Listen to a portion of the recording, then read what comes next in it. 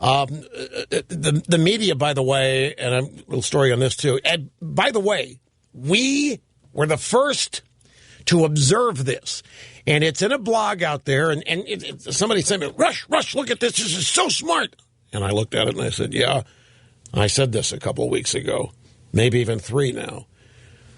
The media is turning poor Obama into a victim. Somebody search rushlimbaugh.com and find for me when I first made that observation or point that Obama and the media is turning him into a victim. He's somebody we should feel sorry for. It's all part of the Limbaugh theorem. It's just in the last 3 weeks or month.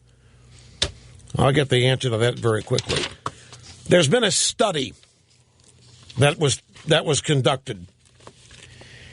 They wanted to find out what's better, happiness or being right.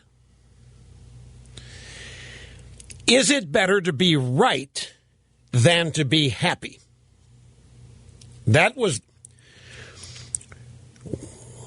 Well, here's what happened on this. It was part of an unusual experiment for those of you in Rio Linda.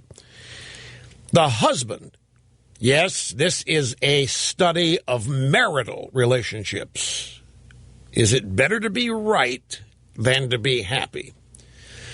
Now, hang on here. Just hang on. You might be in for a little bit of a surprise here. As part of an unusual experiment, the husband was instructed in the survey, in the test, in the laboratory test. The husband was instructed to, quote, agree with his wife's every opinion and request without complaint. And to keep doing that, even if he believed that the female participant, his wife, was wrong.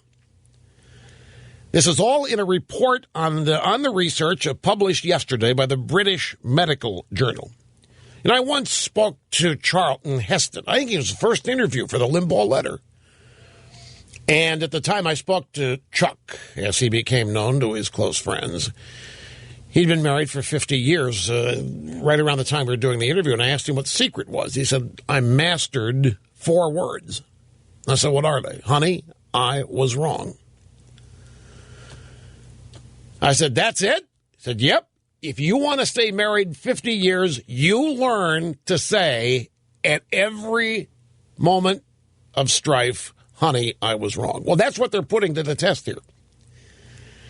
The husband and wife were helping a trio of doctors test their theory that pride and stubbornness get in the way of good mental health.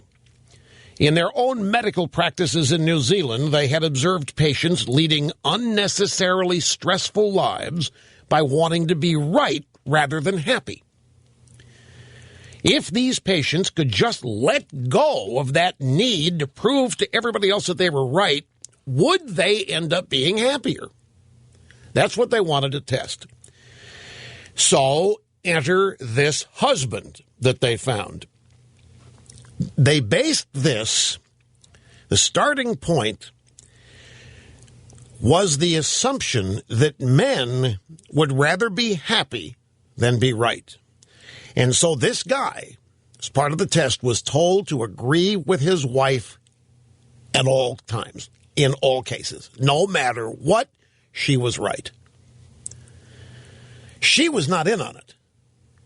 The wife had no idea that this was a test, that this was a research project. Based on the assumption that women would rather be right than be happy, the doctors decided not to tell the wife why her husband was all of a sudden so agreeable. Because one day, the husband was agreeing with everything.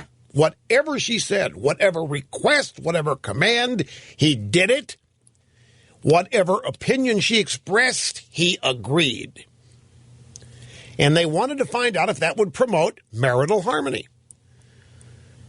If the man, notice upon whom the burden falls here, if the man would simply subordinate what he thinks is right to what his wife thinks is right, the theory is everybody'd be happier. So they put it to the test. Both spouses were asked to rate their quality of life on a scale of 1 to 10, 10 being the happiest, at the start of the experiment. Spearmint, for those of you in Rio Linda. And then again on day 6, they were supposed to record and rate their quality of life on the 1 to 10 scale. It's not clear how long the experiment, Spearmint, for those of you in Rio Linda, was intended to last, but it came to a screeching halt on day 12. By then, the male participant, the husband, found the female participant to be increasingly critical of everything he did, despite the fact he was agreeing with her every time something came up. He was doing everything she wanted. Every request, from take out the trash to do the dishes to why don't you do whatever, she was always right, and he agreed with it, and there wasn't one challenge. And she became increasingly critical of him as time went on. It did not promote the harmony that they all expected. It did just the exact opposite. She became so disagreeable, so critical, that he couldn't take it anymore. He made his wife a cup of tea, and on day 12, he revealed that they were part of a research study that she hadn't been let in on. And that led the researchers to terminate the study. The whole thing's blown. When the wife knows what's going on, the whole research project is blown. Over the 12 days of the experiment, Spearmint, for those of you in Rio Linda, the husband's quality of life plummeted from a baseline score of 7 all the way down to 3. The wife started out as an 8, rose to 8.5 by day 6. She had no desire to share her quality of life with the researchers on day 12. By day 12, this couple practically hated each other. The wife had lost all respect for the husband. The husband was miserable. And remember, the test was he's just to agree with her. Because the premise here, if you take a lot of friction out of life, forget about being right, forget about being dominant, just whatever, just be bipartisan.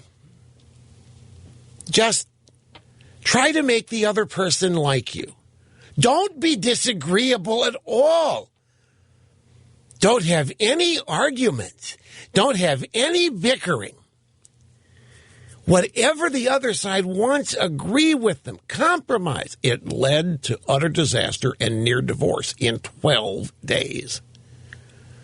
Because the wife, rather than being made happy by a constantly agreeable husband, began to nag him even more. No matter what he did, it wasn't good enough. No matter how strenuously he agreed, she didn't believe it. No matter what was going on, every effort the husband made to remove any friction whatsoever, all it did was add it. The scientific team was able to draw some preliminary conclusions. It seems that being right is a cause of happiness, and agreeing with what one disagrees with is a cause of unhappiness.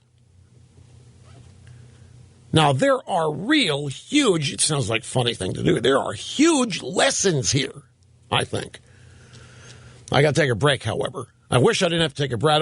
I'm in the middle of really what's a profundity here, but I have to take the break, so sit tight.